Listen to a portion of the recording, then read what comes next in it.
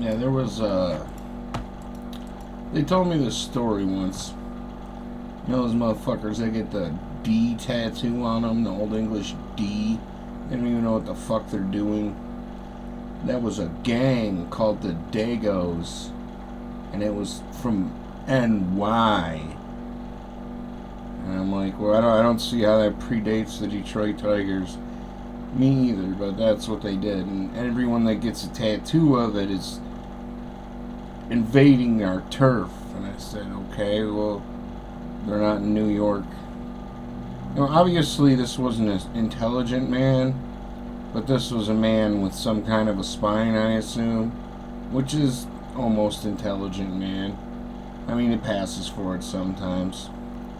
Anyways, these guys were known basically for rum running. I know you're never gonna fucking believe it. They were known for rum running. And I mean, this is like in the 80s.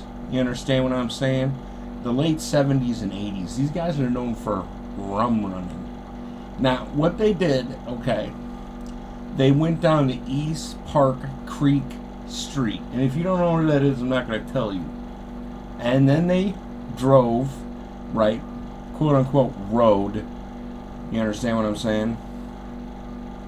They rode all the way up to, I don't know, East Pensacola Street, Point Avenue, underground, and maybe basement garage, penis breath, and then Alexander Graham Jr. to Thride, but only if you're in alphanumeric protocols, because then you can't read. Anyways, they do this, right? Occasionally they go somewhere else. You're never going to guess where. It was actually the D, as in Detroit, not Dallas. And the reason they went there is to make yet another pickup. This isn't the same type of a thing, but this is where they went to pick up their other thing. Now, as far as I know, this went on for a long time, and they never really had much trouble, as far as I know. The people didn't pay, and they beat them up. You know, regular gang stuff, right? People, this kind of stuff that most people don't give a shit about. You understand what I'm saying? They're already slime dumpsters, and now they're stealing from like a literal gang, just to say I can steal from anyone. So you understand how it went, right? I don't give a shit. I'm just telling the story the way I heard it. So anyways, this goes on for a while. Now, the one time they go to the D and they have a problem, it's because the pickup is not the same guy. They said, why aren't you our guy? And he said, I'm the guy. And he said, tell me how you see us. And he didn't know what to do. So they wrapped him up in duct tape, and they taped him upside down to a telephone pole in the middle of downtown street. I'm not going to go into it. And when the PD came and they pulled him down, he said they robbed him at gunpoint and gang raped his wife and they stabbed his kid, and he didn't have to prove none of this. They called up some detective in New York, and he went straight after him. Okay? Now the thing is, these guys were known to ride away and go out on quote unquote business trips.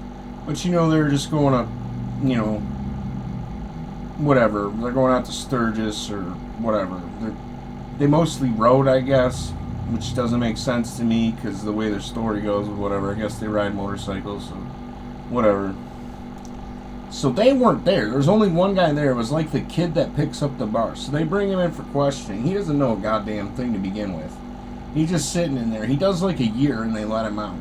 And by this time they're wise to it. Whereas the kid, the cops came and took him. Okay, so nobody goes back to that clubhouse anymore, right? The clubhouse is not owned by them. It's owned by a friend of a friend of a friend of a friend of a friend. And they did not pay. And they didn't pay for this clubhouse. I can't explain to you how this works. You have to be a Gestapo to go in there and get the information. All right?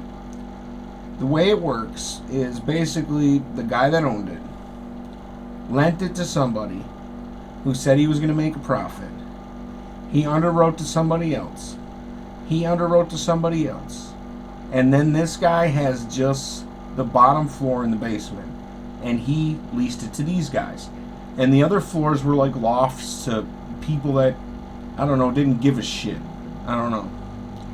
So anyways, it was in like an industrial zone. You understand what I'm saying? It was like an old, 19 floor, if you know what a 19 floor is. Anyways, so they don't go back. They aren't going to pay this guy now. I said, we haven't been there for a year. I don't know how you didn't recognize nobody's been in there for a year. Like, I go in there, still look around the shelves. I don't see anybody. That doesn't mean anything. It just means nobody's home. You're paying. He said, look, I haven't been there in a year. I am not paying. Do you know what vacancy is? It's vacant. That's vacancy. There's nobody there. Like, why didn't you inform me? He's like, I sent you like 10 letters. Why didn't you read them? And he goes and looks, and there's literally 10 letters there. Not only are there 10 letters there, there's like 47 aforementions from the police about what they're going to do to his property. And he starts reading them. They've seized the entire property in the townhouse. They've raided every single floor, okay? And the people that are in there are all in jail now. And he didn't even know, because he was out lollygagging in Florida with his homie or something, trying to get skirt or whatever, right? Riding around on the yacht, fishing for marlin, okay? I know, what a great underworld story I'm telling. So anyways, all these guys eventually get into a room together. Okay, let's discuss it. I'll give you something. I'll give you like a month. Like, no, you got to give me more than half. And they go over it. The people that are upstairs found out that they were meeting about money and stuff and why this went over the way it did. And they had someone invaded. Now, I don't know what that means where I come from, but over there it means like they send like 3 Wendy's fry cooks from the neighboring community over there to investigate. And when these guys showed up, they got shot because nobody invited them. Okay? Whoever the fuck did that must highly intelligent, clearly. Anyways, so now they've broken the 37,000th rule of being Italian or something. And so now nobody's getting paid. Okay? And the place is about to go into foreclosure because the guy at the top that owns it, he said, I'm not getting paid. That means I'm going to sell my whole property and get my money and get the fuck out. I'm not fucking with these gangs and shit. So he's about to roll, okay? The guys go in there one time, grab whatever's theirs, and they leave. There's a computer in the back in a secret room with a secret vault. And as soon as he gets into it, he remembered why he didn't come back. There's a headless body in that motherfucker. He had totally forgotten. And it had been there so long, it had turned into goo. As soon as he turned around, NYPD sheriff is there. And he goes, do you see that? It's like, yeah, what the fuck is it? It stinks. It's like, I don't fucking know. I haven't been in here for over 2.5 years. What the fuck is that? So they both walk out of there. As soon as this guy gets outside, he runs. So they're like, rip, rip. Okay, and they turn on the ancient sirens, and it's like a scene from Bullet or whatever. The guy actually gets away because he knows a really thin alleyway, cars can't go down, and he gets away. He gets onto the turnpike and he leaves because he goes the wrong way down the turnpike into a different state. And they're like, okay, well, we lost him. Well, nobody else is left in the place except for the goddamn kid. The kid is in there to get his drawings. They take him into the county lockup again. I want to say Cook County for some reason, but people tell me he did not get transferred to Chicago. This is where the story splits about 7 different ways. The kid told a whopper, okay? Whatever the kid told them, they believed it. Hook, line, and sinker. They moved on the guys in Detroit that was actually the guy they're supposed to see that wasn't there.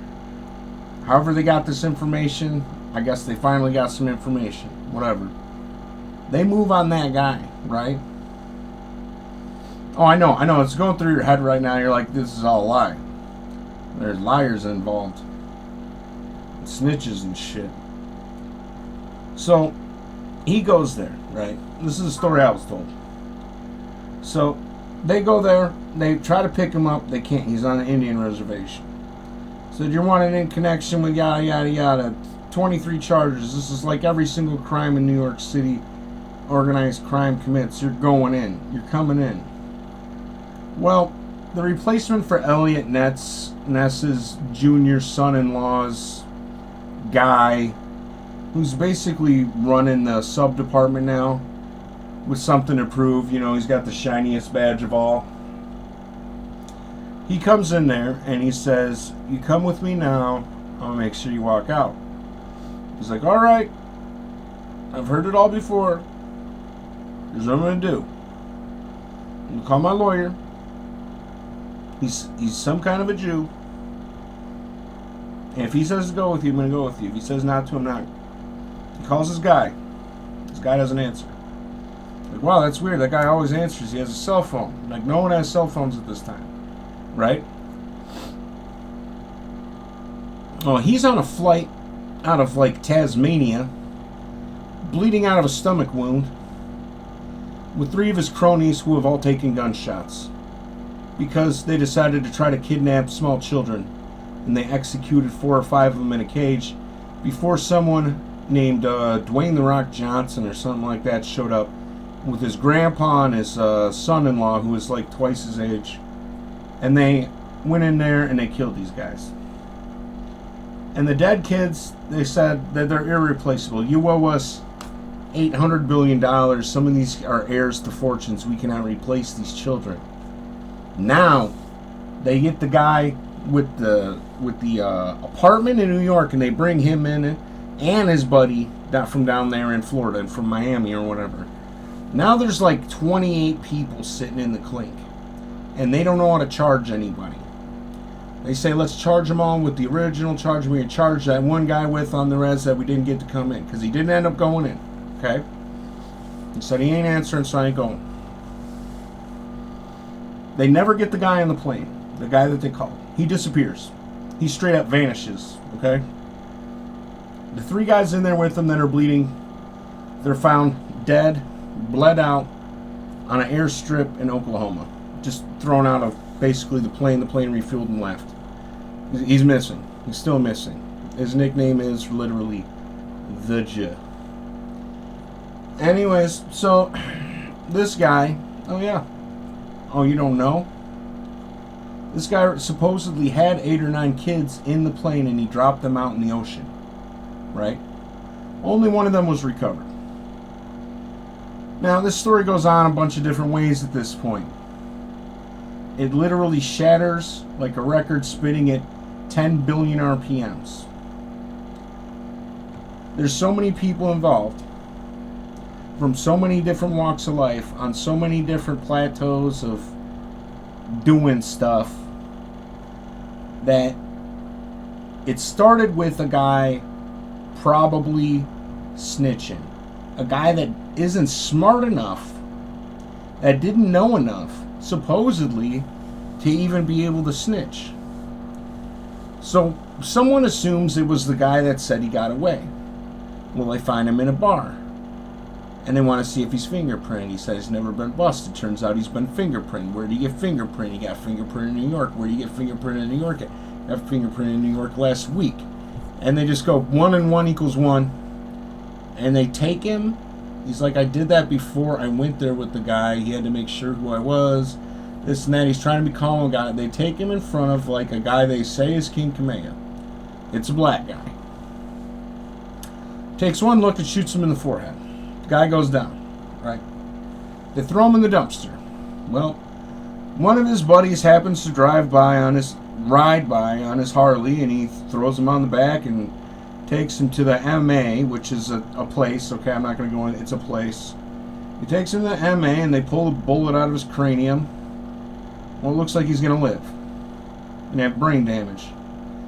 He's in a wheelchair. I guess he can walk some or whatever. He can talk. He's like, I can't wait till I can ride again. I'm going to ride right up the ass and this and that. But he doesn't get around too well. The guy on the res that was the right guy, he turns himself in to none other than the Cook County Sheriff. And they say that guy is there at the thing, and they take him into the thing, and he places him as the guy, never having seen him before. Never having left their clubhouse in New York, he says that's the guy. It's the guy from the res, right? Well, here's the thing. He had shaved his head. He had a new tattoo. He this and that and the other. He had gained and lost weight over the last year. He didn't even look like himself. That's what everybody else said. He didn't even look like himself. That's who he pegged. So they take him in. They said, here's your charge. We're charging you with everything. He's like, okay, I'll be out in a week because this is fake. And he sits in the Chicago, you know what I'm saying, Cook County lockup for almost 8.5, 9 days, and he gets sprung. They say, you don't have anything. They take him to the res there in like Aurora or wherever it is around there. And he's sitting down with none other than Wayne Campbell, right? And Wayne says, well, why'd you do it? He said, I didn't do nothing. What are you talking about? He's like, what? Why did you do it? He's like, I got information. You're going to tell me why you did it. He said, I didn't fucking do nothing. And then he just realized something. Wayne ain't dead. Wayne died like 33 days ago. And he knew. So he gets up and he says, I don't know what's going on here, but I'm leaving. And on his way out, he pulls a car bomb out of somebody else's car and throws it on the back of a station wagon in a driveway in a suburb like that. Nobody can explain this. When he drives away, it explodes. This supposedly sets off a gas pipeline, and half of the neighborhood gets engulfed in flames. Now they're claiming the same exact amount in damages the guys over in Tasmania claimed. And someone said, something's going on here. This doesn't make sense. It is the literal dollar for dollar same exact amount with 11 cents on the end. What is going on here? Well, somebody way down south, let's say it's in Georgia, they're at war. They're trying to make us pay him. Don't pay him. Okay? And supposedly he alerts the NRA and the UCSE and somebody else. And they're like, okay, we'll go and investigate. And they call up Ted Nugent. Ted Nugent had been in a quarrel with one of them recently, a guy on the res. It's like, yeah, I don't think it's that. I don't think it's that. We're having like a little sissy fight up my way. I don't think it's any of that. I've never seen anything more calm and ridiculous than what's going on right now. It's so humdrum, dry as paint. I don't see anything. There's no way anything like that's going on. They say, okay, I'll take your word for it. Well, they do drive up anyways in army trucks and tractors and shit. You know what I'm talking about. And they go into this res, and there's literally no one around, just a couple kids playing baseball and stuff. They don't touch them. They say, well, what the fuck's going on? Well, King Cavayati, nephew or something, pulls up in his new Cadillac, right? They say, who are you? I'm Jeff or whatever, you know? And so they take him into custody. They put a sticker on his Cadillac. It gets towed. The Cadillac sits at the impound yard for, shit you not, 28 days. Exactly 28 days. In this 28 days, they say so many murder-suicides happen that they all blame the Cadillac. It was the Cadillac that did it. That's kind of one of the jokes that goes along with it. The Cadillac is the only person that could have gotten away with it because he was already locked up. And that's it. you're gonna say that's a story that's what's the story I was told. How did it happen? That's how it happened. There is no resolution. What happened to the people? They sucked. That's what happened to the people. They sucked. It was shit for the rest of their lives. There's nothing else? No, not really. What about fake Wayne Campbell? I don't know. His house caught on fire. He disappeared. Everybody went into hiding or anything like that. It's a ghost. It wasn't only organized crime or anything, but a lot of it was organized crime people. A lot of it was dirty cop dealings. It looks exactly like dirty cops and organized crime. What happened? They didn't pay. A bunch of kids died. A bunch of houses blew up, supposedly. And they asked for too much money, because one money was fine, but two money was too much. Now they're up to something. Do you know what it takes to get the army to come to a reservation? Nothing less than 58 acts of treason, which did not occur. That's what I'm told. They cannot do that. No one can explain it. And then he said, you know what, I bet it wasn't even the real army. And we're talking about this. How many of these people in this sequence were not the right people? They were just impersonators. They were really, really good impersonators. And how much of the scene is fake and how much of it was actually real? How many people were actually there? They've debated it up and down. And you know what they came up with? It was the Cadillac. The Cadillac did it. Now, I know you don't get this.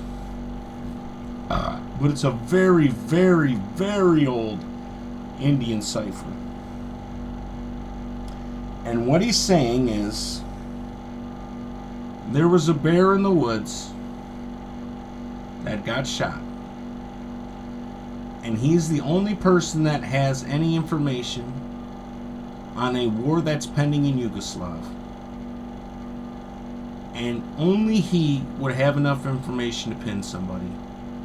And the reason all this happened is because of what happened there. They said there is no other reason for any of this. All of this is completely random shit someone used to cover up another crime. They said who? The PD, the Army, whoever. They said, how can you say that?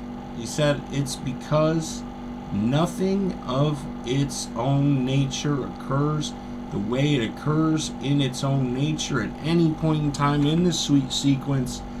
Everything is a fish out of water except for that one guy having to do life.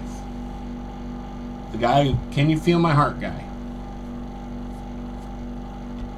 And so, what happened? He saw a nuclear test silo launch a missile-style grenade. It wasn't like a warhead with a rocket on it, right? It was a big fat boy, but not even a big one. It was a medium one. It was the size of a couple refrigerators taped together, if it was even that big. And that was the whole thing. And it was shot out of there by some kind of cannon, which doesn't make sense because cannons have to be aimed.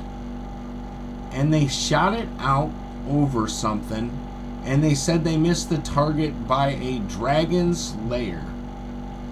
And that supposedly means that they were so far off of their target that they literally hit the wrong target. It means it ended up being friendly fire or something. But anytime you see one of them say something like dragon's lair, it means one of two things.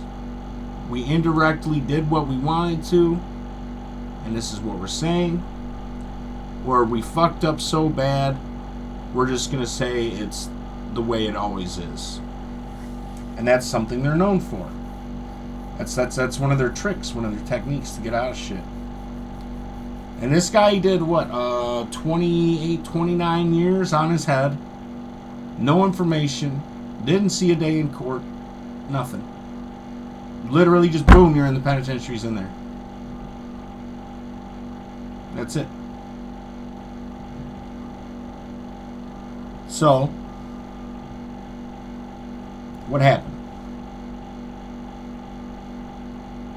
And I said the other thing about the Nor harvesting or hiding or collecting aliens. That too. And something just does you. Okay, let me put it this way. You got a bunch of piece of what do you call it? That clear plastic, right? That you can see through. And each one of these little parts of this tail is that. And you lay them out in a circle, and you just keep going in a circle. And what do you got? It's a black hole. It's a black hole. That's the design of what you're looking at. The information that ties it all together is nothing but the police report. It's nothing but the word on the street. It's nothing but the what happened here. That's how it's all tied together in somebody's mouth. Okay? So there have been omissions. There have been retractions. There have been things added and changed. Supposedly, every step of the way. If it was told untruthfully one time, I don't have the right tale. But if I do have the right tale, it's a design to be rid of every single non-silencia in the RDATAVIET. And that is a group of people. They're a subset of an Italian organization called the Peanuts. The Peanuts own something. Let's just say it's like a Sterling airplane engine or something. And they made them for a war effort. And they owe them so much money, they owe them basically the entire oil community of Afghanistan or something. That's how much money they owe them. And they are not going to pay. And this is all to cover that up. They say no matter what, you can't get to the bottom of it. That's how big it is. The reason you can't get to the bottom of it is because they did something called the domino effect. Once it gets past 8 dominoes, you can't go back. Why can't you go back after 8 dominoes? Because the information protocol is no longer book of word, it is word of mouth. Because you're telling someone a story to cover up for the, let's just say 230 pages of documents you have read. So you're telling them, here's what's in there. As quick as you can in 2 or 3 minutes, the way you remember it. If you have a memory lapse or you have a hangover, you're going to fuck up the whole thing. If you have an implication on yourself, if they're blackmailing you and they tell you to say something different, you're fucking up the whole thing. And that's what they say is going on. And they say there's only 2 people that know how to do this. One of them is Ryu Hubesa and the other one is Ken Masters. You're going to say from Street Fighter? Yeah, from Street Fighter. And he says the only 2 people that know how to do this other than him is a guy named Gwinji Yas Tavaskader, who is an ancient Japanese samurai lord or something, and his protege, Akumasias Kabastader, who ran away to India to escape his wrath and was exiled from India to the USA for continuing to not come to work in the proper attire. That's it. That's the story. And you're going to say, wow, what a hunk of shit. Yeah. That's the hunk of shit you wanted. That's all your gangster stories and dreams. Yes, a half hour. A half fucking hour to tell this story about a fucking letter. 1 letter on somebody's fucking tattooed arm.